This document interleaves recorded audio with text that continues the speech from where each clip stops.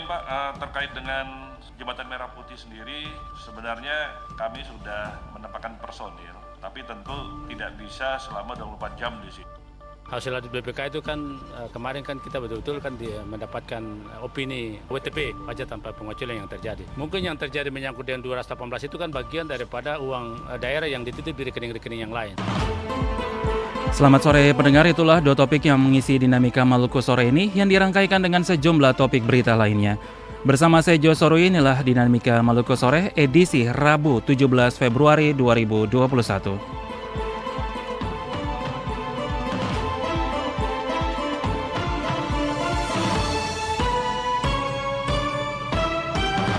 Berita selengkapnya.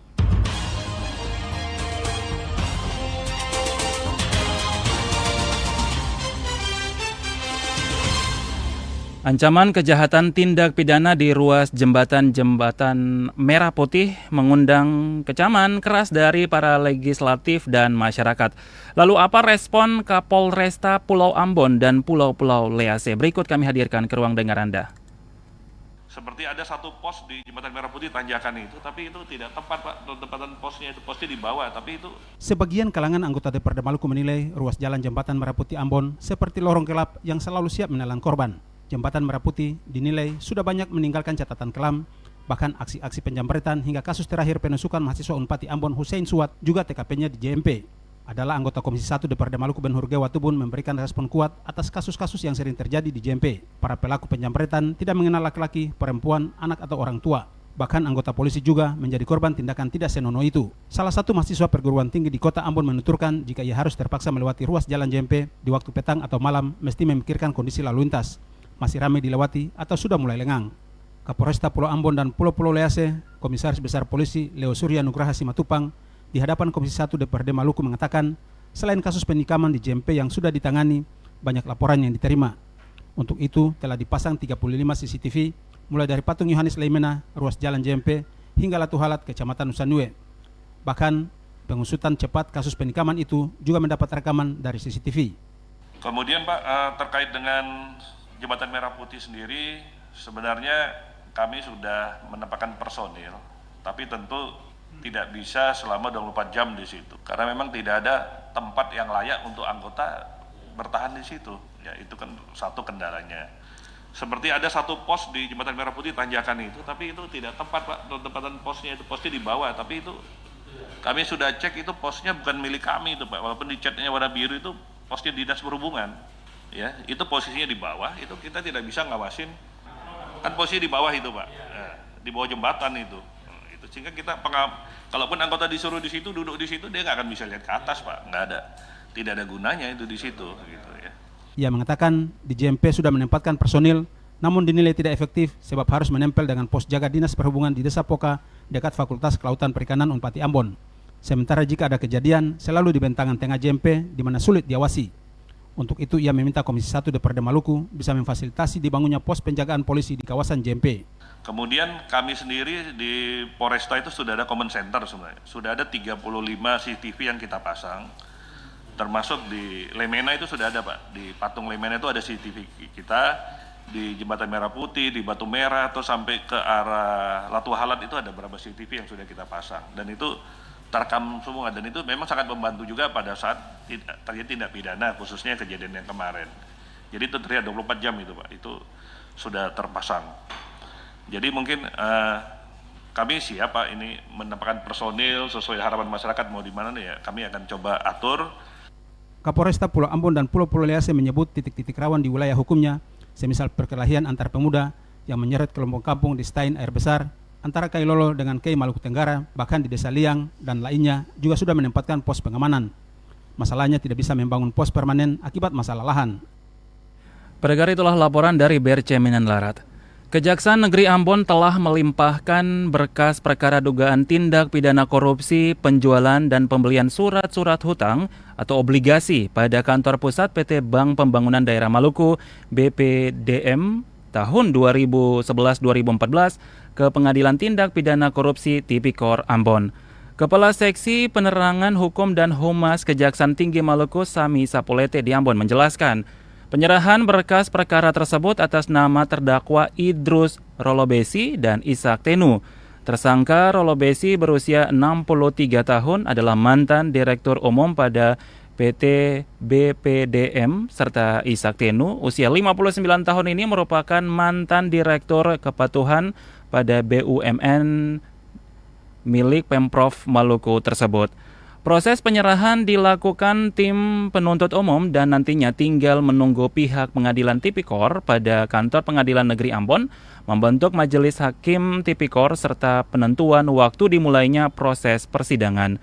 Menurut Sapulete, penyerahan berkas perkara serta 2 tersangka dan barang bukti ke Pengadilan Tipikor setelah awal Februari 2021 ini dilakukan penyerahan tahap 2 dari penyidik bidang pidana khusus Kejati Maluku kepada Jaksa Penuntut Umum.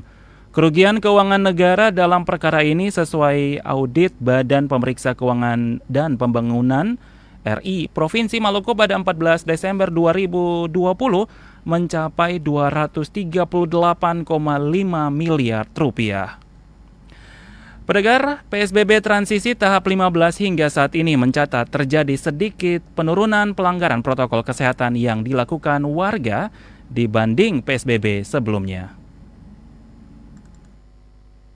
PSBB transisi tahap ke-15 hingga saat ini mencatat terjadi sedikit penurunan pelanggaran protokol kesehatan yang dilakukan warga bila dibandingkan pada PSBB sebelumnya. Selama pemberlakuan PSBB transisi tahap ke-15, tim pengendalian lebih berfokus pada operasi malam hari dan saat operasi digelar, pelanggaran yang dilakukan melebihi jam operasional yang ditentukan akan tetapi tidak sebanyak PSBB yang lalu. Olehnya itu, PSBB transisi tahap ke-15 ini menjadi evaluasi bersama tim pengendalian PSBB Kota Ambon karena saat ini ditemukan pelanggaran pada kuliner dan kafe pada malam hari. Banyak pelaku usaha berdalih pada batas yang bersamaan dan menemukan sementara makan sehingga tidak memungkinkan untuk mengusir. Memang dari perkembangan yang terjadi selama PSBB 15 itu dari PSBB sebelumnya itu ada sedikit penurunan sebenarnya. Penurunan kasus dalam artian pelanggaran ya, bukan kasusnya pelanggaran. Penurunan dan operasi-operasi yang dilakukan lebih terfokus pada operasi malam hari.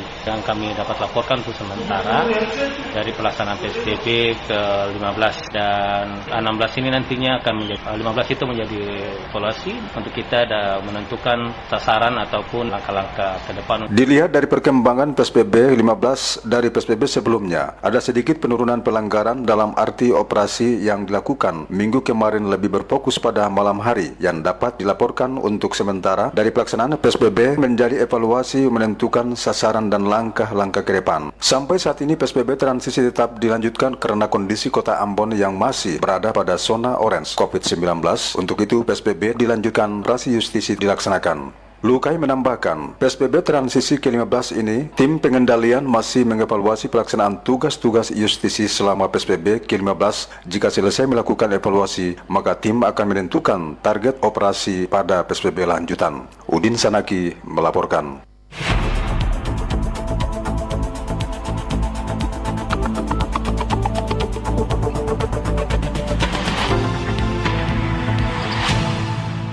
Pendengar, kita ke berita selanjutnya. Rapid antigen gratis siap digelar TPPKK Maluku bagi para sopir dan pengojek di Kota Ambon. Sebagai langkah pencegahan dan pengendalian COVID-19 di Provinsi Maluku, Tim Penggerak Pemberdayaan dan Kesejahteraan Keluarga TPPKK Maluku akan menggelar rapid antigen secara gratis kepada masyarakat dengan metode drive-thru pada Sabtu 27 Februari yang dipusatkan di lapangan upacara Polda Maluku Tantui, Kota Ambon. Ketua TPPKK Maluku Widya Pratiwi Murad dalam dialog publik di Pro 1 RRI Ambon menjelaskan, rapid antigen secara drive-thru menjadi gebrakan pertama setelah dibentuknya Satgas COVID-19 TPPKK Maluku guna membantu pemerintah menjaga kesehatan masyarakat lewat edukasi dan sosialisasi penerapan prokes, yaitu menggunakan masker, mencuci tangan, menjaga jarak aman, menjauhi kerumunan serta membatasi mobilisasi dan interaksi atau 5M. Olehnya itu, bagi masyarakat yang ingin mengikuti rapid antigen gratis, wajib menggunakan masker, membawa KTP disertai dengan mencantumkan nomor HP, di mana hasil rapid antigen pun akan diterima saat itu juga. Masyarakat terbantu karena memang banyak masyarakat kita yang karena dampak COVID ini keterbatasan untuk tes rapid ini kan cukup lumayan 200.000 lebih toh. Jadi dengan keadaan kegiatan gratis ini mudah-mudahan mereka sangat terbantu, khusus untuk masyarakat yang memang mempunyai keterbatasan untuk biaya. Saya ingin membudayakan juga masyarakat bahwa sudah saatnya kita untuk selalu mengecek kesehatan diri kita. Drive-thru itu sangat mudah, yang pasti tidak perlu masyarakat harus ke rumah sakit, yang saya sampaikan takut ke rumah sakit, cukup di dalam kendaraan. Sementara itu, Kepala Dinas Kesehatan Provinsi Maluku, Dr. Michael Ponto mengaku, pemerintah melalui Dinas Kesehatan sangat mendukung kegiatan yang digagas TPPKK Maluku, di mana metode yang digunakan pun dinilai cukup efektif. Bahkan pihaknya telah menyiapkan tenaga kesehatan untuk nantinya melaksanakan rapid antigen. Memang sangat efektif karena orang tidak perlu meninggalkan pekerjaannya kan. Kalau misalnya dia sopir, yuk tinggal mampir, oke periksa. Ojek, oke sambil jalan. Tapi kalau misalnya banyak yang berbondong-bondong datang, saya pikir ini perlahan-lahan akan mengurangi rasa ketakutan atau khawatir. Pada kesempatan yang sama, Ketua Harian Satgas COVID-19 Provinsi Maluku, Kasrul Selang mengatakan, jika dalam pemeriksaan ada masyarakat yang positif, akan ditindaklanjuti dengan PCR. Jika hasilnya masih positif, maka akan diisolasi, di mana jika gejala berat akan dibawa ke rumah sakit, gejala ringan ditempatkan di LPMP, namun jika tanpa gejala masyarakat akan diisolasi di rumah dengan tetap didatangi oleh tim medis. Masyarakat dihimbau tak perlu khawatir karena akan tetap didampingi. Lina Tehuporing melaporkan. Pendengar, sejumlah siswa di Kota Ternate terpapar positif COVID-19. Satgas Penanganan COVID-19 Kota Ternate kembali meminta Dinas Pendidikan berlakukan sekolah secara daring. Satuan Tugas Penanganan COVID-19 Kota Ternate telah menyurat ke Dinas Pendidikan Kota Ternate terkait pelaksanaan sekolah secara daring atau sekolah dari rumah setelah ditemukannya beberapa siswa yang dinyatakan positif COVID-19 di Kota Ternate. Sekretaris Satgas Penanganan COVID-19 Kota Ternate M. Arif Abdul Ghani kepada RRI mengatakan sekolah tatap muka yang dimulai Januari 2021 kemarin baru dalam tahapan simulasi, jadi kemungkinan besar akan dilakukan kembali sekolah secara daring karena ditemukan adanya beberapa siswa di SD dan SMP di Kota Ternate yang terkonfirmasi positif COVID-19. Kita sudah koordinasi dengan Dinas dan Dinas sudah menurunkan surat untuk sementara, nanti akan diambilkan keputusannya. Ada kemungkinan besar mungkin kalau sampai ini kita bisa daring lagi. Karena akhir-akhir ini kan ada yang 10 tahun terpapar, kemudian 9 tahun terpapar, kemudian ada yang 13 tahun. Jadi usia-usia ini kan usia-usia di bangku sekolah. Arif menyatakan, baru satu sekolah di Kota Ternate yang memberlakukan siswa sekolah secara daring dikarenakan siswanya terpapar positif COVID-19. SMP 1 mereka sudah daring sementara sambil mempelajari kasus-kasus yang kita sementara tracking nanti dengan tim. Arif bilang, sebelumnya sudah ada kesepakatan bersama antara Dinas Pendidikan Kota Ternate dan pihak sekolah jika seandainya dalam pelaksanaan simulasi sekolah secara tatap muka ada yang tidak terapkan protokol kesehatan, maka akan dihentikan sementara dan akan memperlakukan siswa sekolah secara daring. Novianti Merasa Besi melaporkan. Sementara itu, pendengar, Dinas Kesehatan Maluku Tenggara lakukan pendataan menuju vaksinasi tahap kedua.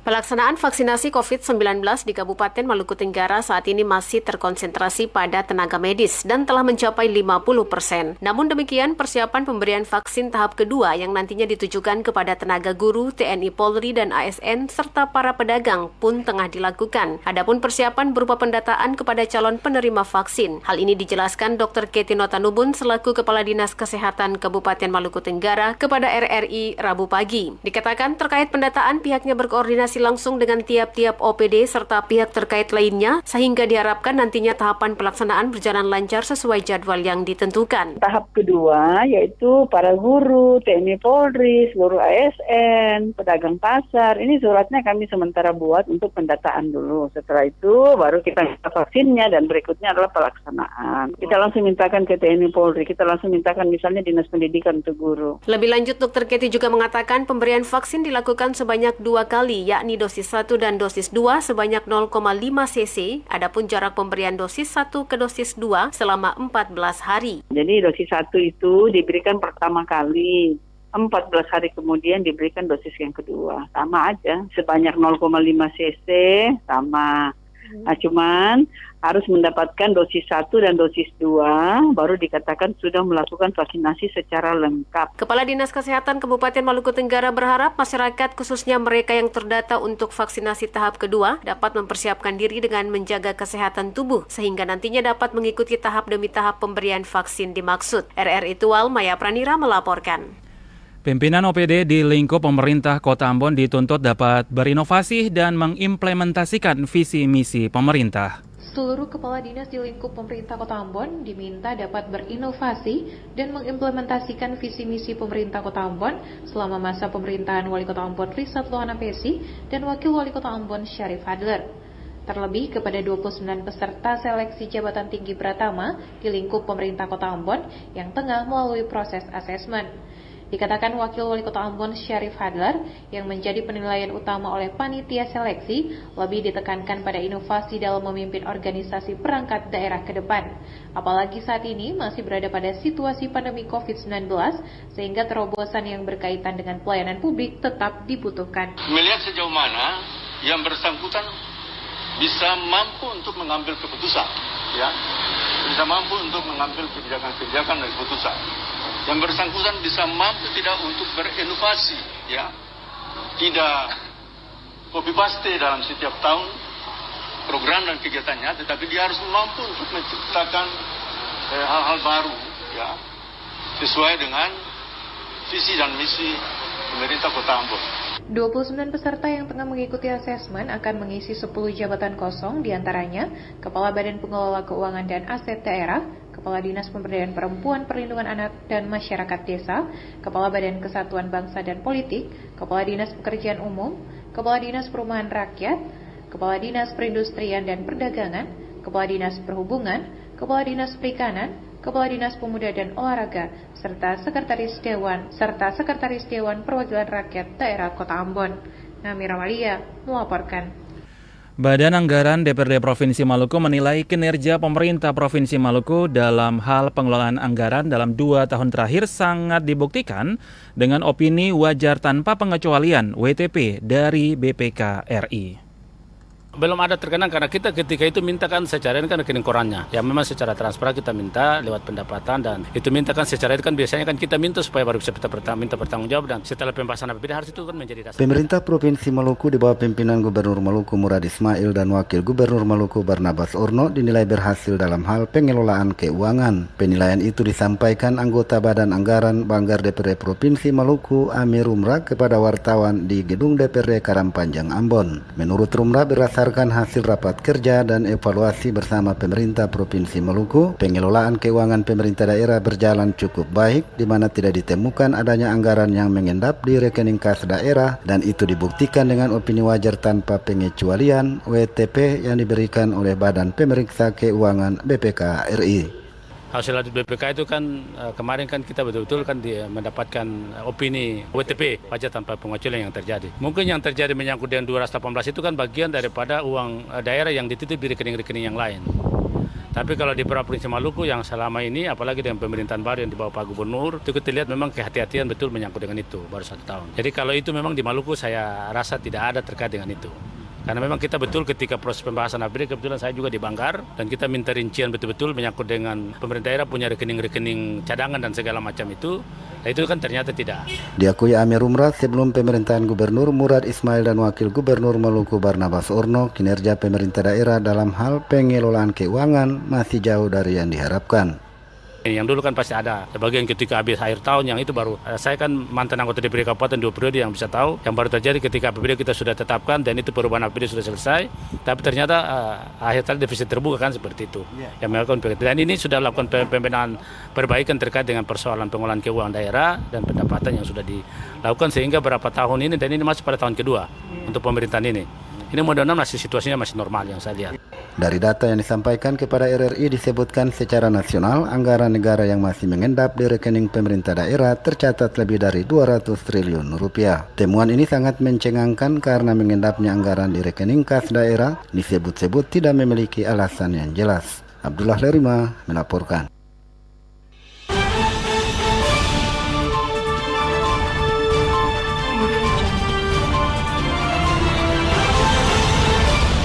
Pendengar, informasi tadi sekaligus mengakhiri kebersamaan kami menemani Anda di Dinamika Maluku edisi sore ini. Sebelum berpisah, kembali kami sampaikan topik-topik utama sore ini di antaranya. Ancaman kejahatan tindak pidana di ruas Jembatan Merah Putih mengundang kecaman keras dari para legislatif dan masyarakat. Badan Anggaran DPRD Provinsi Maluku menilai kinerja pemerintah Provinsi Maluku dalam hal pengelolaan anggaran dalam 2 tahun terakhir sangat dibuktikan dengan opini wajar tanpa pengecualian dari BPK RI. Mewakili seluruh kerabat kerja yang bertugas, terima kasih Anda bersama kami. Saya Josorui, selamat sore.